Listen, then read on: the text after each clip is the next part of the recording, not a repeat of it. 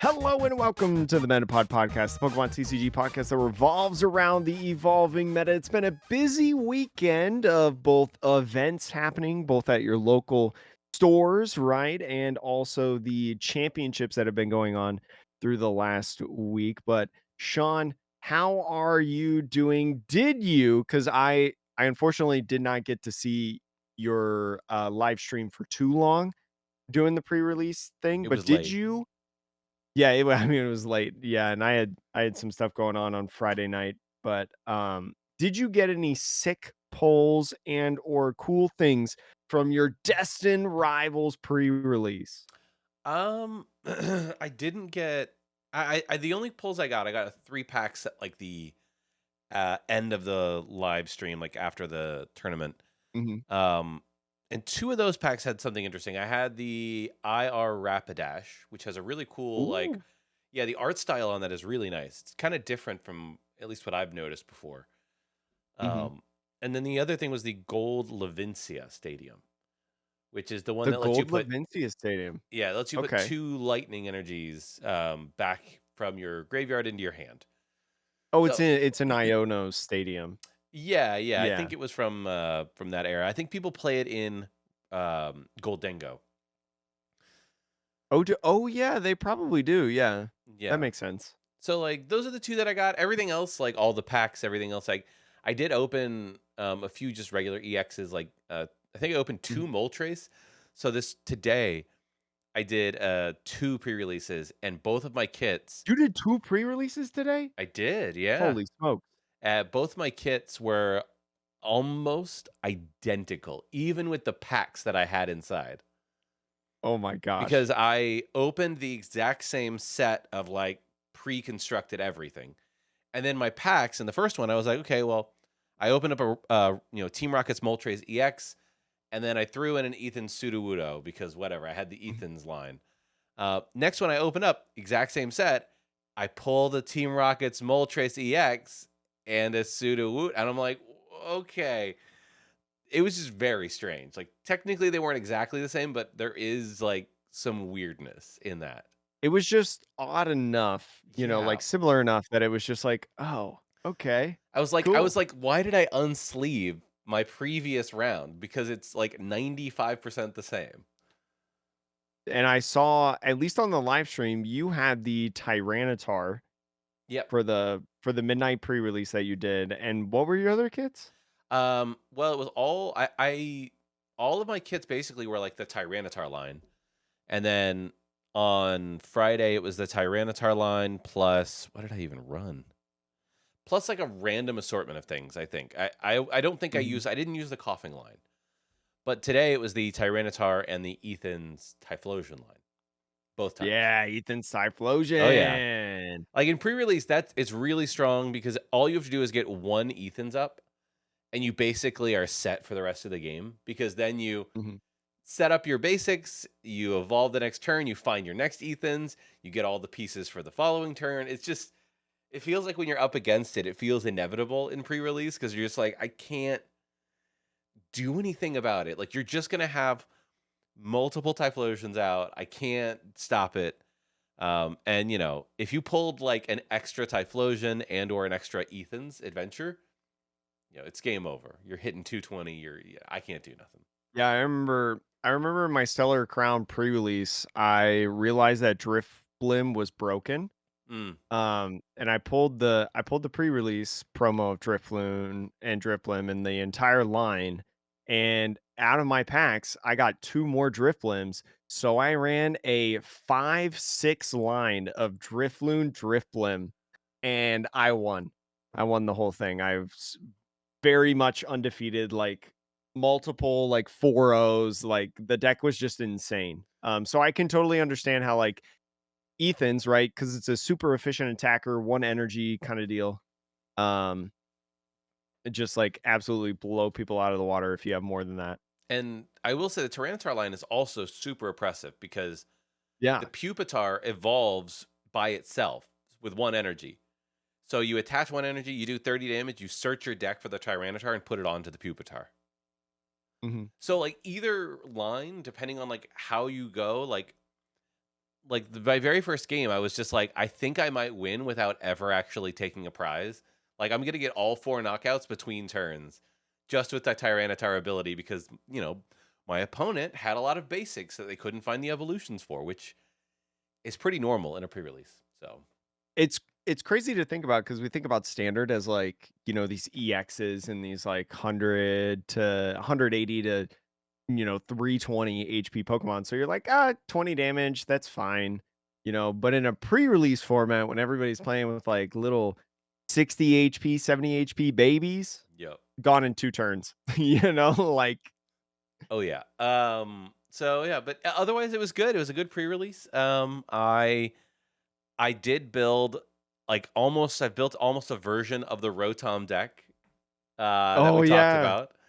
So I will say the one like eye-opening moment that I realized after Friday was I put 2 jamming towers into the Rotom deck.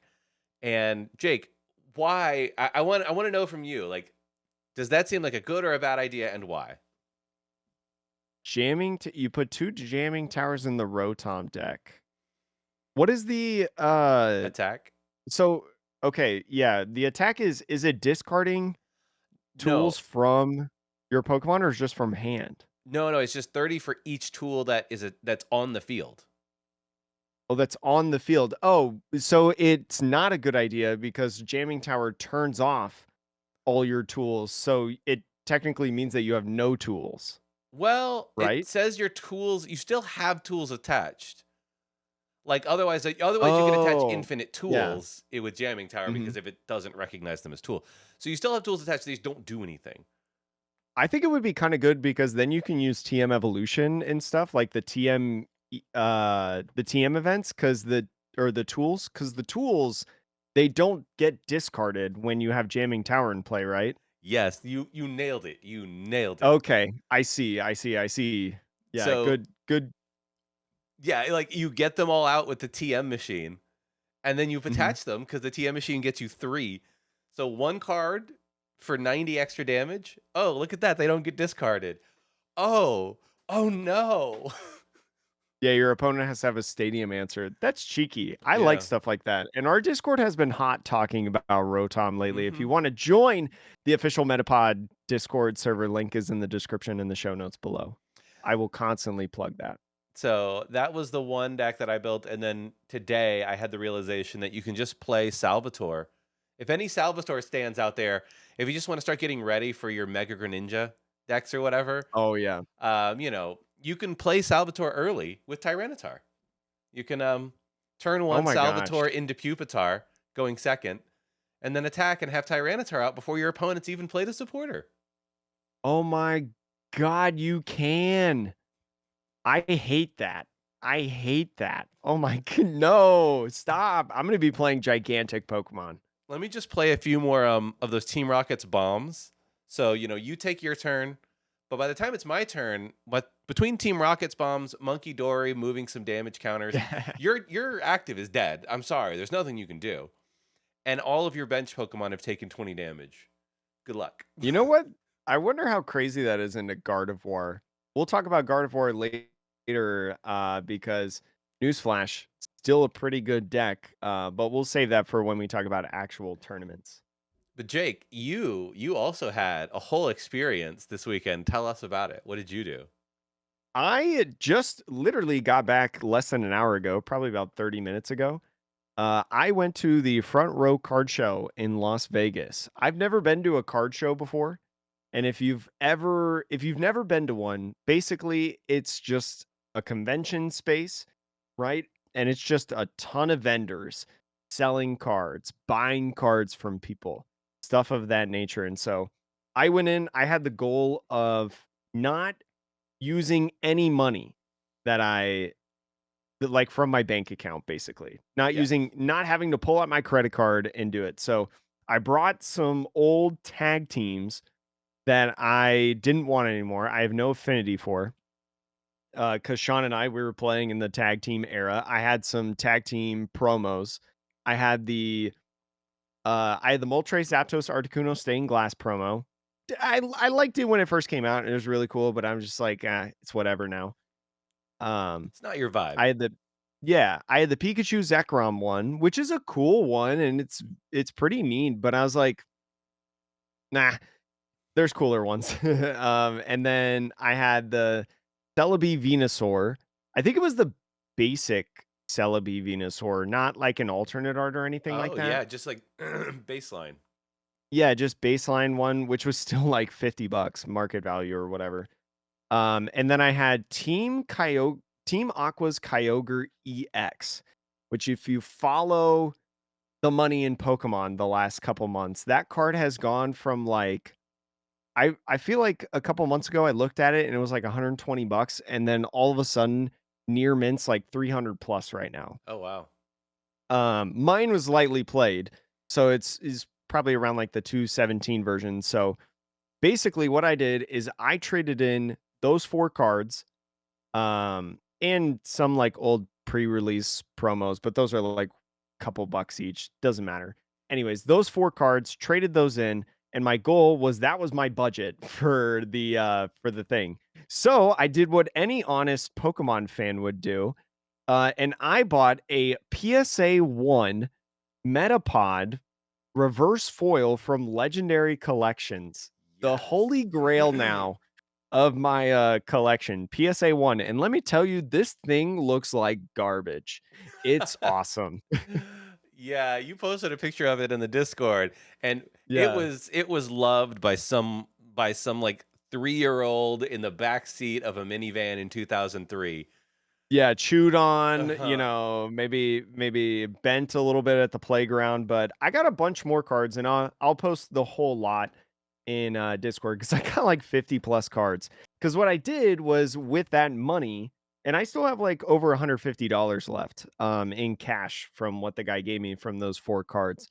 Um What I did is I just bought, like, a ton of commons, uncommons, rares, some holos, from, like, the Diamond, Pearl, Heart Gold, Soul Silver Mhm. era, because 'cause I'm in a big kick with that era right now in terms of collecting. I'm not really interested in, like, modern as much, but that kinda old era that, the the scalping people in the space, they haven't figured out how good Heart Gold, Soul Silver is yet uh, you know, and Diamond Pearl that era. So I've got 4 cards that I will show off that I did like, and I know I just talked about old cards, and not really being into modern, but I did grab the gold Pikachu Zekrom Oh, yeah, yeah. from there because Nice. like, market value right now is like $30, but this guy and I looked at it, it's near mint, like, it looks really, really good. He sold it to me for, like, 15-20 bucks. Where did that so is that the Um English copy or is that the So Japanese? this is the English copy, the gold Okay. English copy. So this was a promo in a box, a collection box. Like I think it was after tag teams rotated Yeah, that the box came out. I was gonna say because they got it in Tag All-Stars, and we were all sitting here in the West going like, "Where are these gold tag teams?" Like, they're about Yeah. to rotate. Very cool. There's a Charizard Reshiram as well version if you want that. Some of the other ones that I got a Diamond Pearl Hollow Camerupt by Oh, Komiya. nice. So my girlfriend's a big Komiya fan and she has a Komiya binder. So we were like with part of that money, grabbing $1, $2 commons on commons. And this camera app's really cool. I like this camera up, this art from the Diamond Pearl era. And I also got a hollow Blaziken. This is Nice. a cool one I like. Did not have this Blaziken before, and it doesn't have a swirl on it, but it's still like a really, really cool card with his like leg kicking down, kind of like inspiring from the Blaziken EX, right? Yep, yep. Kinda, like, live in that moment, and then the final card that I'll talk about, because we do have a podcast and a show to run today of, different things that happened this past weekend, because there was a lot of things that happened. I found this Jirachi promo. It's a Ooh. Japanese Jirachi. I think it's, like, either a movie. I think it's, like, a movie promo. Wasn't Jirachi I've the star of, like, one of the early movies, like 2002, 2003? Yeah, but this has a stamp on it from Park. Oh. In 2005, Pokemon The Park, 2005, and unfortunately, I'm not fluent in Japanese, so I don't know exactly what the stamp says, but, I had never seen that Jirachi before in my life, and Jirachi's one of my favorites. So I was like, yeah, let me get that real quick. Yeah. Never seen this before. So overall pretty good. And again, there's a whole bunch of cards in the Discord if you want to see them, but I won't go over them all because we'd be here all day. But those are my favorite 5 that I got from this. And apparently they're coming back in August to Las Vegas. Yeah, I will say a lot of the card shows, I can't speak for that one, but at least out here, they are on like a schedule. Like some of the people I know have been vending at card shows recently.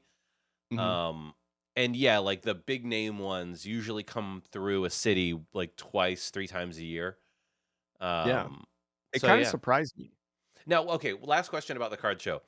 Okay, Did yeah, you yeah. did you think that it was like overly crowded? Was it like pretty chill? Because I've So heard some mixed reviews recently. it was pretty chill. For anyone who doesn't know, we're recording on Sunday. So I went on Sunday, the last day of the card show. I did though talk to a lot of people cuz like being friends with a lot of the like local shop owners here in Las Vegas, I saw them vending, went said hi, talked to them, how you doing? And just about everybody said that Saturday was crazy. Mm, Saturday packed like sardines, it was hard to get around, stuff like that. Sunday was very casual, very easy. So if you've never been to a card game collection or just a card collection, they had like sports cards, they had Magic, they had Pokemon. They didn't really have One Piece, which was kind of surprising because One Piece has been booming in the last, like year or two. So I expected a little bit more, but not really any at all.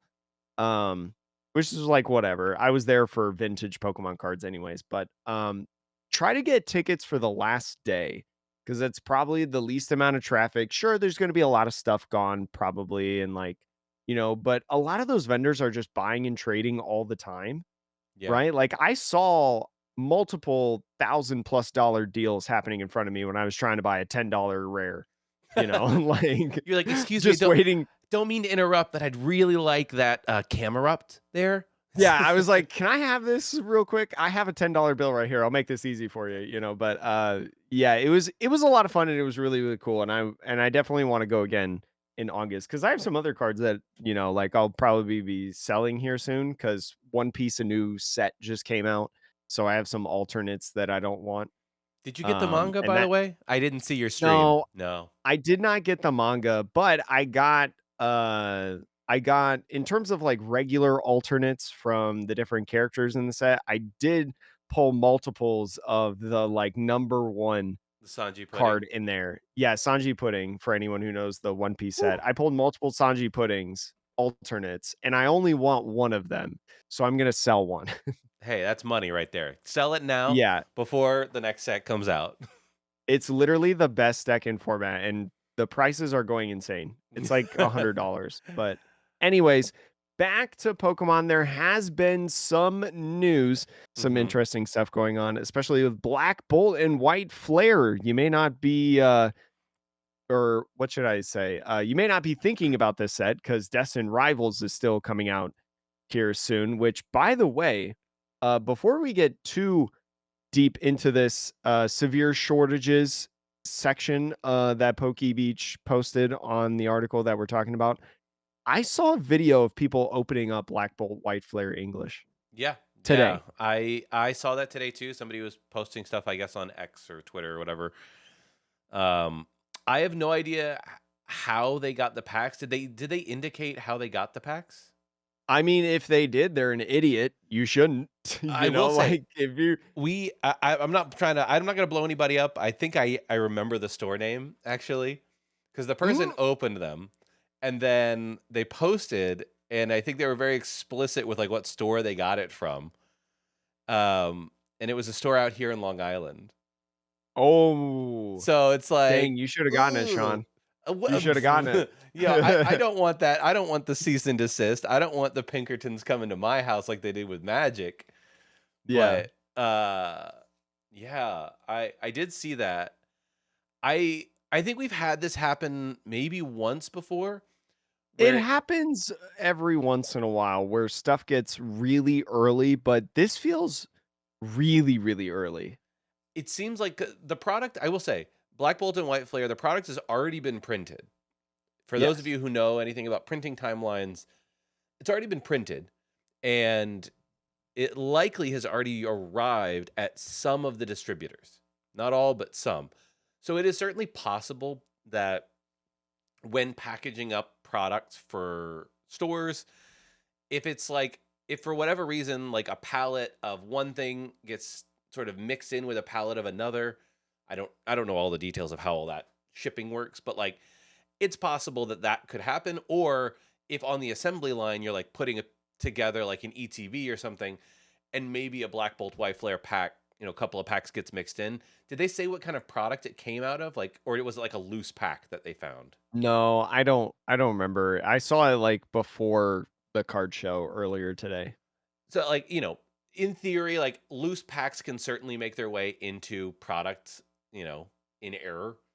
Mhm. I would be surprised if they got a whole ETB. I don't imagine that happened. My guess is that like a random couple of packs made their way into like some other collection of sorts. Yeah, just absolutely crazy. But if you do stumble on cards and sets months in advance, don't say where you got it from. Yeah, Uh, yeah, like just even if don't say where you got it. even if the store wasn't intending to do anything wrong or whatever, it's just like, don't blow them up like that. It's Just not a good idea.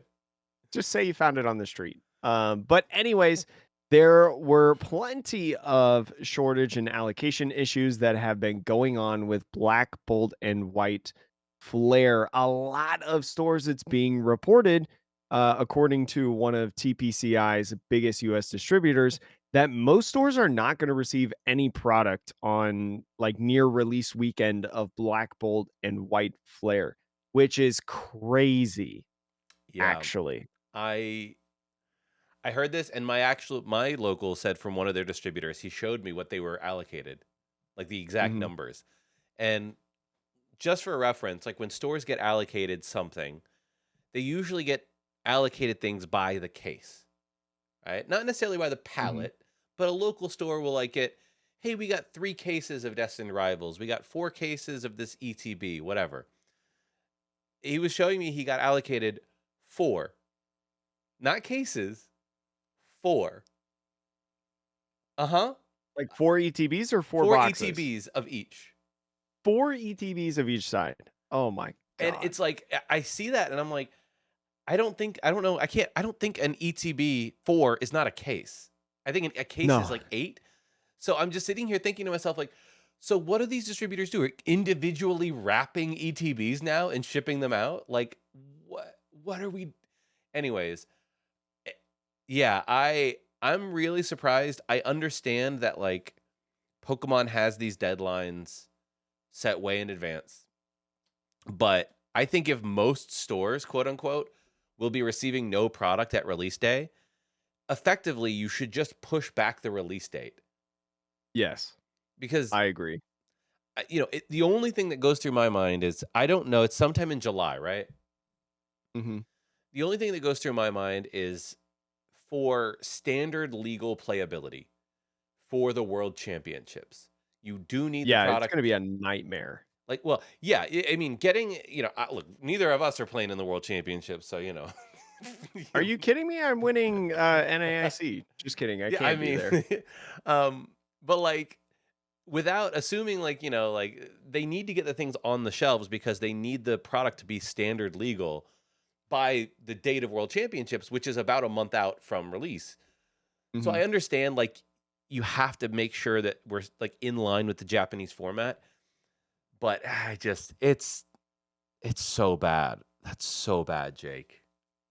It's definitely gonna be trouble, but we do know that TPCI will be reprinting, right, Black Bolt and White Flare, as recently they've done surges of Surging Sparks and Prismatic Evolutions Elite Trainer boxes and the Surging Sparks booster boxes that have already started coming into stores. You may have already noticed. I know there's one store that I had that was doing a big sale of the, ETBs. They bought oh my god, they bought so many. I've never seen more ETBs in my life. I was able to go into the back and, like, see all of it, and I was like, I've never seen this many ETBs in one place, but, so eventually it will come out, but do not be surprised if, especially, like, pre-release time or, release day of Black Bolt White Flare, that it's a little bit smaller than usual at your local stores. But make sure to still be supportive of your local stores that you want to support, and just check in, and stuff. There may be some fun, unique, interesting things that they may do to help out with the situation, because it's not the store's fault. Yeah, check out on your local store's well-being, because it's Yeah. not a good time for them either. This Ask is them how they're doing. yeah. The other piece of news though is another product that maybe you'll be able to find. Who knows? Probably. It is a Venusaur EX and Blastoise EX collection that is going to be releasing in August. It's according to GameStop. I imagine that this will also be available in like other locations. I don't think it's a GameStop exclusive. Uh, Mhm. but the news is just coming from there.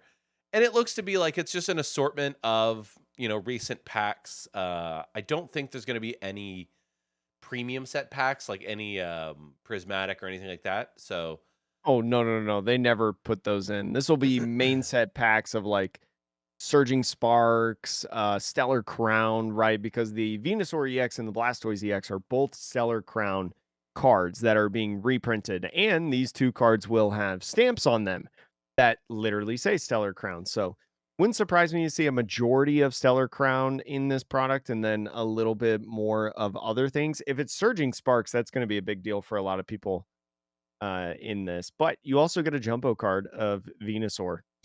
yeah, I mean, it's kind of cool. The stamps on the promo are something that they done this like maybe once recently, but it's pretty new to I do feel stamps like on EXs. well, not, I mean, they do stamps on EXs from time to time. Well, usually the promos actually don't, right? They're just Yeah. like different artworks.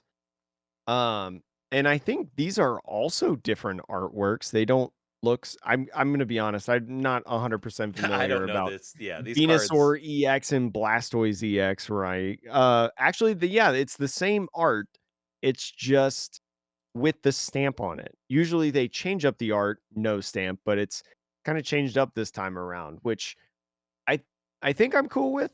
Yeah, I mean the stamp looks nice. It's not the GameStop stamp. Yeah, no, you're right. It's definitely interesting. It looks like a pre-release stamp, but on an Yeah, EX, which is kind of it interesting, does. and like, it makes me think to myself like, oh, are we gonna get pre-release EXs in the future, or pre-release like two prizers? No, probably not. That would be really interesting actually if they did that. I wonder if they would. I mean, I think the only reason you wouldn't is because the four prizes, like, I kind of like Oh breaks it, yeah.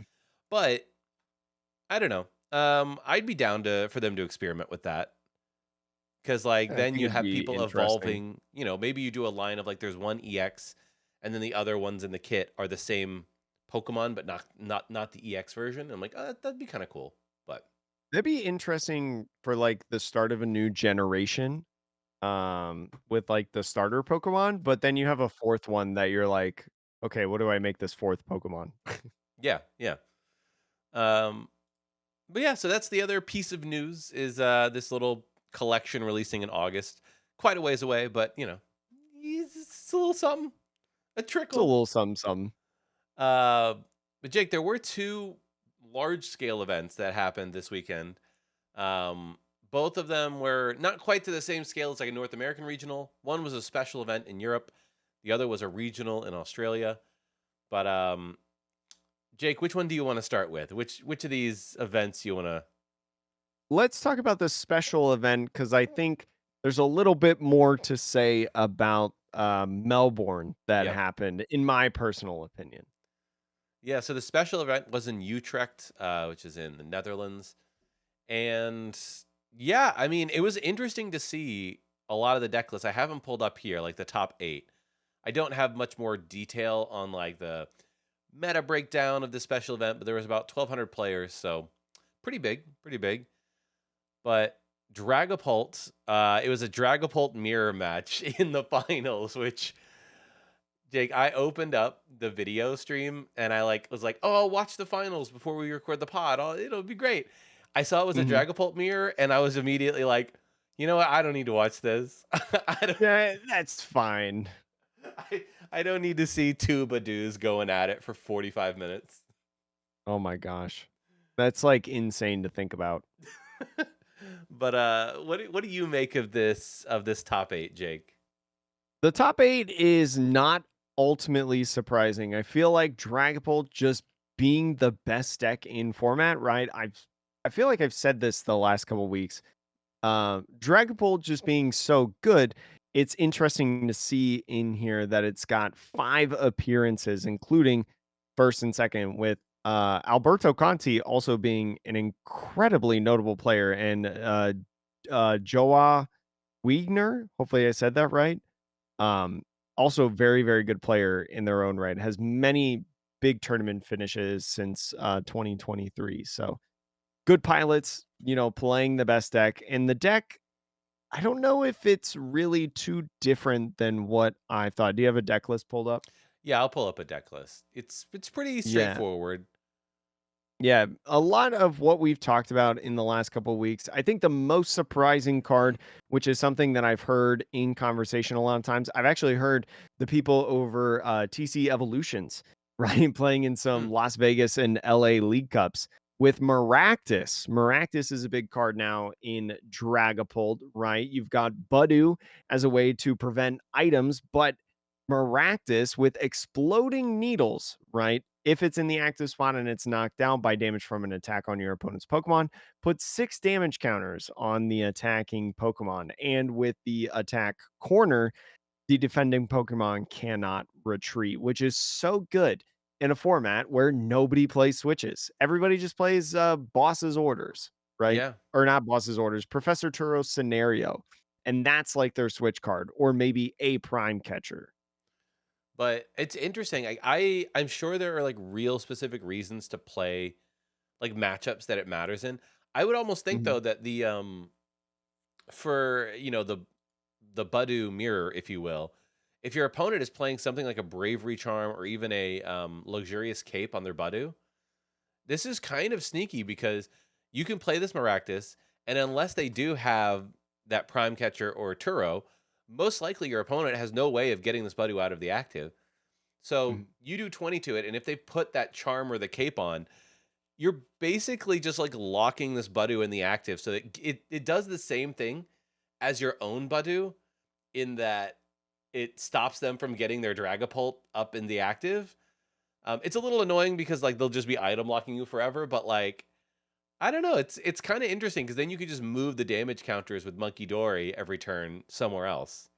Yeah, and especially when you have Recon Directive, right? The ability on Drakloak, that's your draw engine. Who Yeah. needs item cards when you can just draw a bunch of cards and you have plenty of ways to find the Drakloaks outside of items like Ultra Ball in both Jock and Brock Scouting.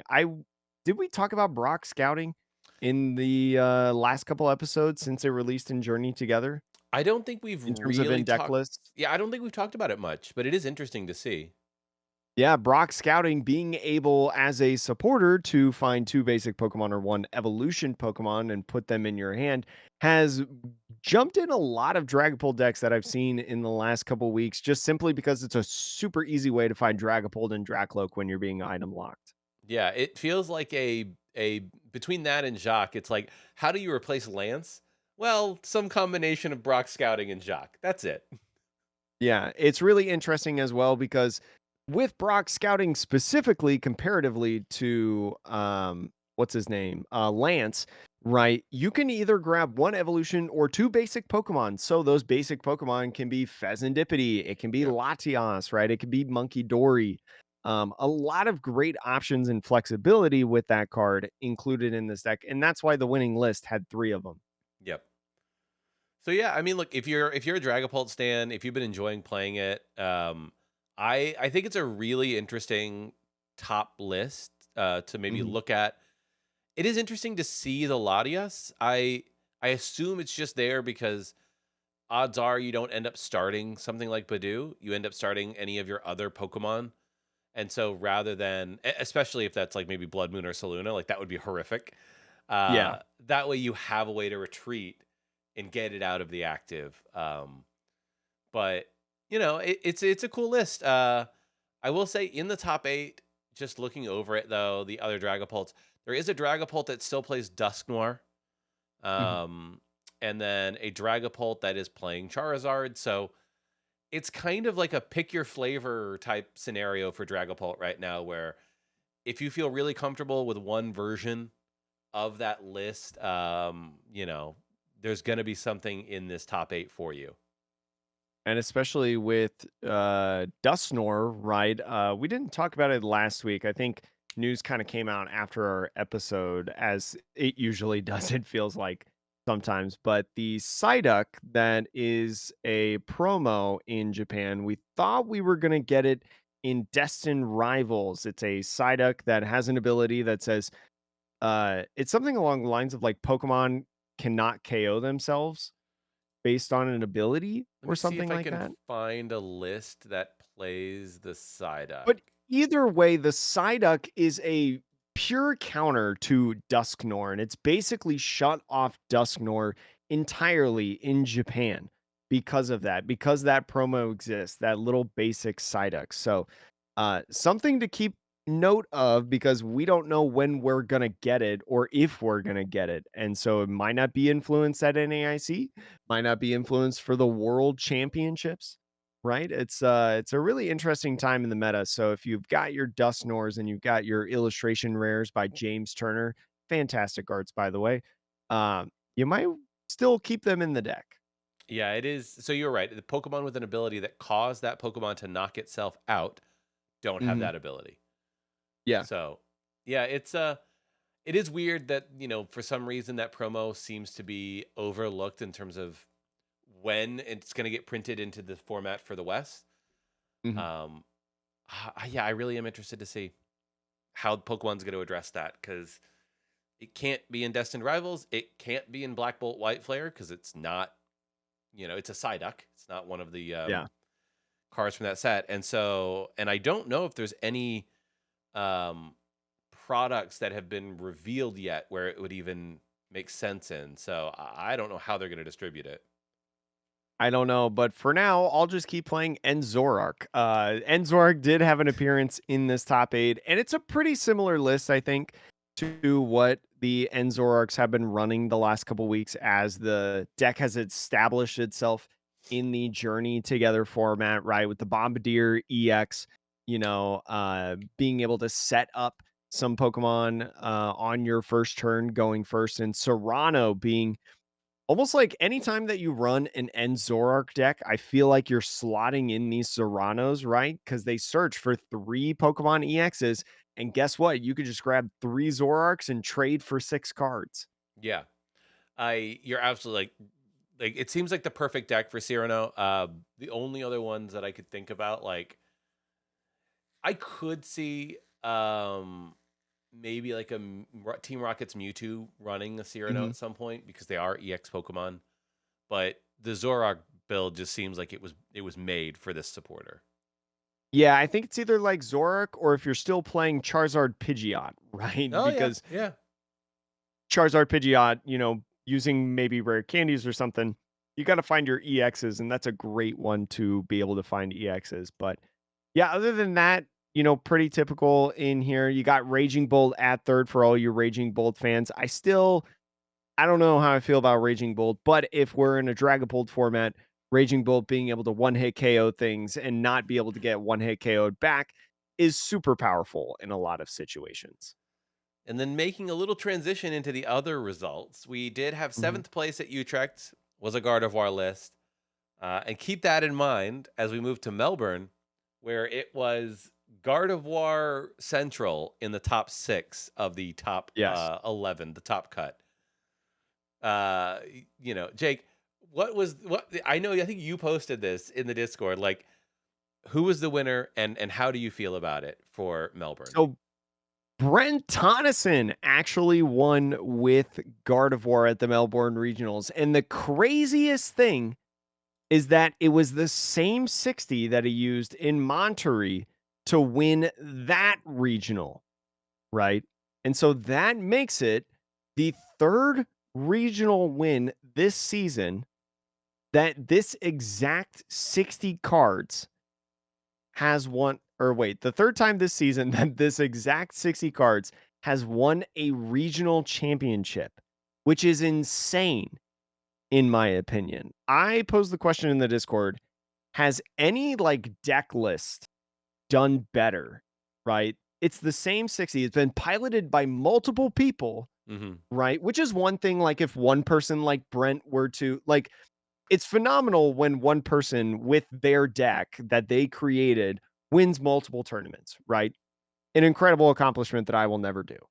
Um, but I think it speaks a whole nother level when somebody else takes the deck and wins a major with it, right? Yeah. We saw that a couple weeks ago. Gosh, I'm forgetting what it was called. Was it Sevilla? Yeah, Special Events Sevilla. Brent Tonnison's Gardevoir ended up winning that event by Johan Barze. I'm so I sorry do about your I name. Um, Barzetsak is what I'm gonna say. But point being, 3 people now, 3 different regionals have been taken by this Gardevoir deck, and by the way, Gardevoir has won a lot of events lately, post rotation, right? Yeah, I mean, I know, look, I know you will say that you said earlier that Dragapult is the best deck in format. I think I can get on board with it is the best deck in a vacuum, meaning Mhm. like if you're going to like especially best of one, um I think Dragapult is probably a better pick in a best of one format than Gardevoir is. I've been playing a lot of Gardevoir. Like I switched over to it because I was like, I'm tired of losing. I'm just gonna play a good deck. And the only difference between my list and Brent's list is I just can't get on board with the 30 HP Cleffa, and instead I keep the Mew Brother, EX. brother, he's won 3 the deck has won 3 majors, I put the Cleffa I in. still like Like, Mew EX because I still like copying Dragapult's attack to take 3 prizes in a turn or no, 4 that's sometimes. definitely valid. Yeah, that's definitely valid. I Don't get me totally wrong. get that. In the next format, I'm taking out the Mew and Team Rocket's Mimikyu is going in there. Okay, Oh, does the yeah. same thing, Yeah. gives up one less prize. Um, Yeah, but doesn't draw cards, potentially. it's true. It does not draw cards, so I'll have to figure that out. But Mhm. I point being, in a best of one, what I've noticed about the deck is people also refer to this deck as the Brixty instead of 60 Mm. because the Yeah, the deck Brixty. you can. I've had many games where even games I've won where I will open with a really bad hand and like 2 Ultra Balls. And I'm like, why do I have to Ultra Ball away like my whole hand to That's play why you the got Mew game? EX in there, right? And see, I'm like, I Yeah, guess that's also why you have Cleffa, fair. that's why you There's have Clefairy, so then you can draw 4 more cards than Mew. yeah, so like I get it, but there are definitely games where I have been like on the edge of my seat until the very end, and I'm like, I don't know how I pulled the win out, but it does take a lot to pilot this deck well. But I actually I think though at a regional level, like considering the meta, I think that this is definitely the best deck in the format because it beats Dragapult. I'm Yeah. not gonna say easily, but between the Lily's Clefairy, you really do beat Dragapult pretty easily. And honestly, as well, just the natural one-shot potential, Right, right, right? With, like, exactly. Drifloon, Bravery Charm, Yep. right? Being Even if able you to don't snipe have the Lily. things. Yep, yep. Yeah. So there's just a lot of good stuff about this deck.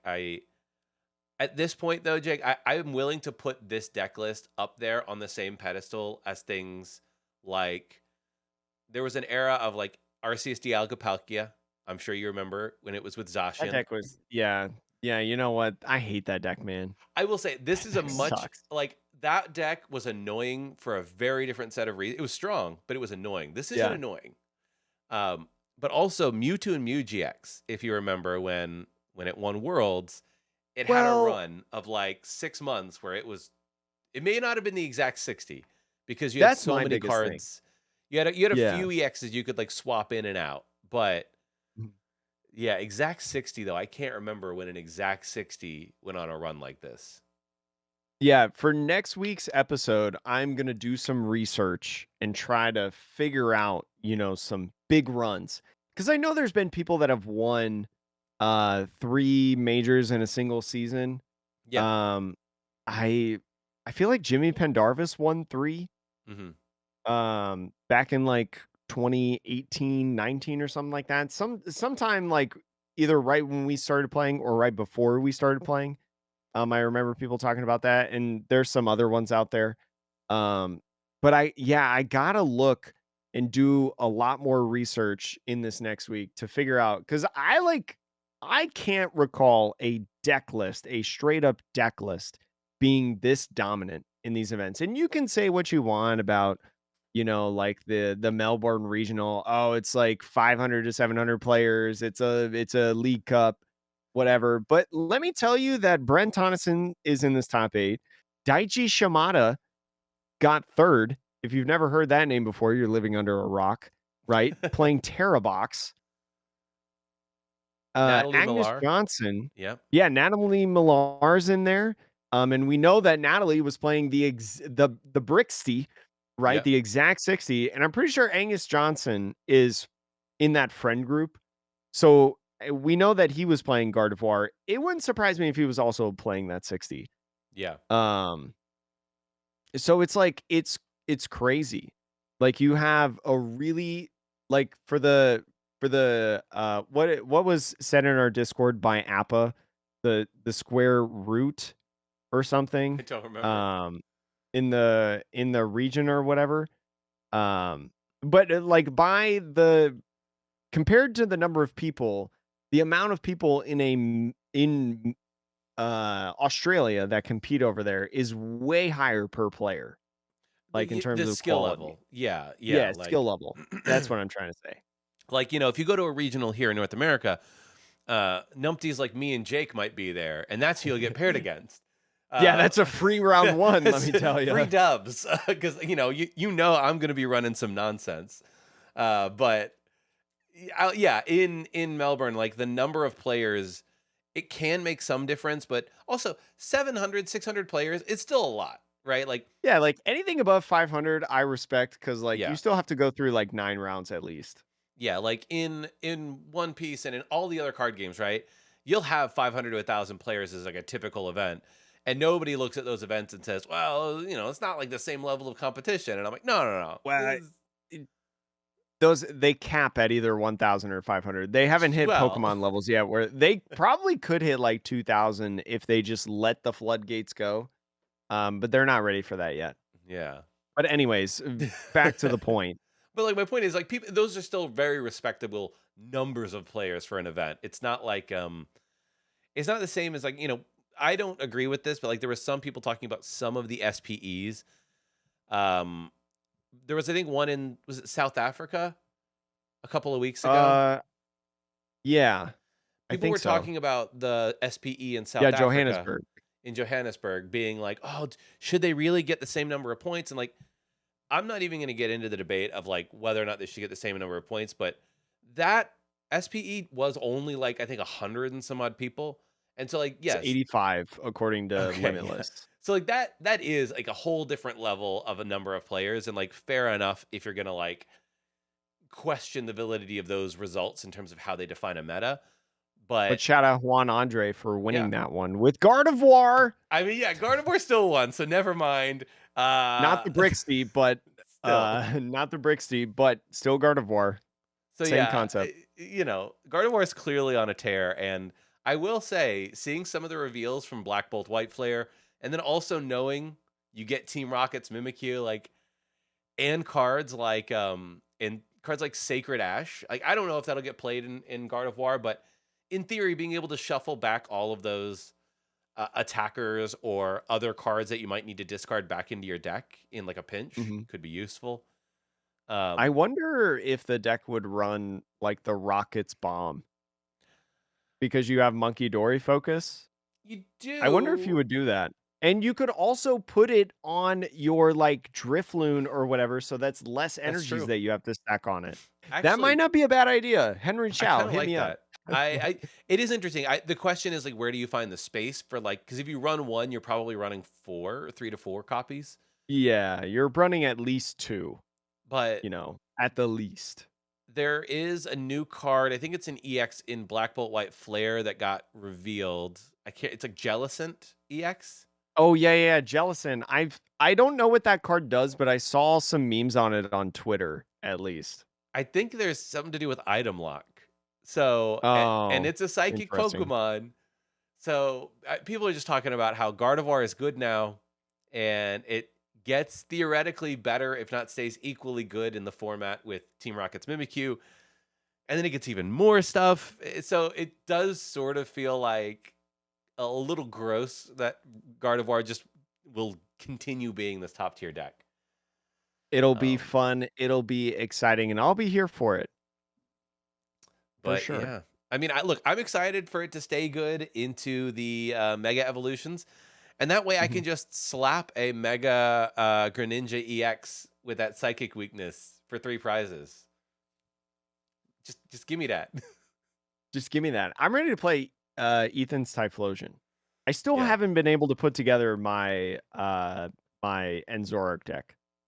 And you're already moving on to Ethan's. Yeah, because nobody has cards for it. I'm like, it took me forever to find Enzorark, and here today at Front Row Card Show, I saw plenty of Enzorarks. I was like, "Oh, cool, neat." Um, but I didn't find, like, any Darmanitans Oh no. I will say and didn't. Ethan's Typhlosion will be the cheapest deck, I think, in Oh, format. yeah, because it's in the pre-release kit, like, the whole line. I'm Yeah. so excited for it. I'm gonna have a $15 Pokemon deck, and it's gonna be incredible. Yeah. Yeah. New video from Jake incoming. I built this Pokemon deck for 2 quarters and a stick of gum. I traded a PSA 1 Oh Metapod. no, No, never. just No, kidding. No, don't. I would never. No, this is going on the wall over here by all my graded cards. It's going on the wall for sure. I think I need to rearrange it because I have the PSA Metapod that you gave me, Yeah, right? the first For the edition. Christmas gift. Yeah. So I think I need to stick it next to that one. So I have to rearrange some things. Random question, Jake. Is there a pop report on that PSA 1 Legendary Collection Uh Metapod? let's see. PSA pop reports. Wait, the pop report on the one that you gave me No, no, or on the this one that you PSA just one? got. There cannot be that many PSA 1 Reverse Hollow Legendary Collection Metapods. Um, how do I look this up? I don't know. Population report? Do I put in the number? Or you can I think you can put in the card. We're doing this on the fly to the podcast Yeah, we're doing this on listeners. the Sean did not ask me to do this Nope. before. PSA population report. I spelled Metapod right. Let's see. I Just for like specifically sports, okay. TCG I cards. have the numbers, Jake. Do you want to know the Okay. numbers?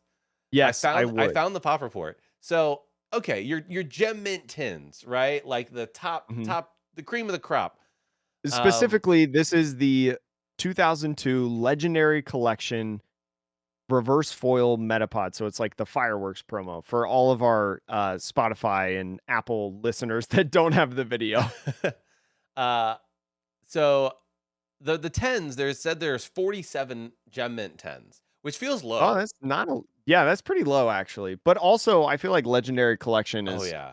one hard to come by and two hard to come by a 10 probably. Yeah, I cuz bet of there's the thousands upon thousands of nines and eights. I feel like yeah, there are it says there's 177 nines Metapod reverse foils. Mhm. I don't, I'm on PSA's website, so I'm just going with these numbers. And then you kind of go down and it's like a typical waterfall. There's less of the lesser grades because, people just don't submit things. But Yeah. all the way down at PSA 1, Jake, 6. 6? I have one of 6 cards in the world? That's Yup. so cool.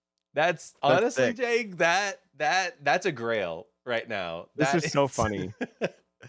so that's according to PSA. There may be more, and there's like this number is crazy, but I'm gonna go with their pop reports here. It says there's 6 PSA 1s, no 1.5. So if you have any legendary collections out there, that's the only one that has no grades is 1.5. Dang. So, Yeah, I'd like to imagine that whoever submitted this to grade, like, intentionally, like, bent it a little bit, just try to really try to get that 1 yeah. because they saw it and they were like, "Ah, this would grade like a 6. I might as well push it to a 1." You know? So, I think that would be hilarious. you know what? I'm glad we took that little detour, Jake. Your card is the second rarest of all the graded. Technically a 2. There's only 4 of them, but like that, Yeah. whatever. 6 is that's the one that matters. 1 of 6 in the world. And where else can you find this incredible news and content, outside of the Metapod podcast? Sean, is there anything else you wanna talk about today? No, no, that's it. We'll catch y'all next week. Lot of cool stuff. We'll bring you some news and reports as always, because I think Portland's this weekend, right? Sure, Yeah, maybe. Portland, May 24th. There's Portland, there's the special event. It's in South Africa. Umhlanga, I think is it's called, and then the Indonesian Master Ball League. So plenty of things. We'll see how many more tournaments Gardevoir can win. And we'll catch you later on the Metapod podcast. Thanks for listening.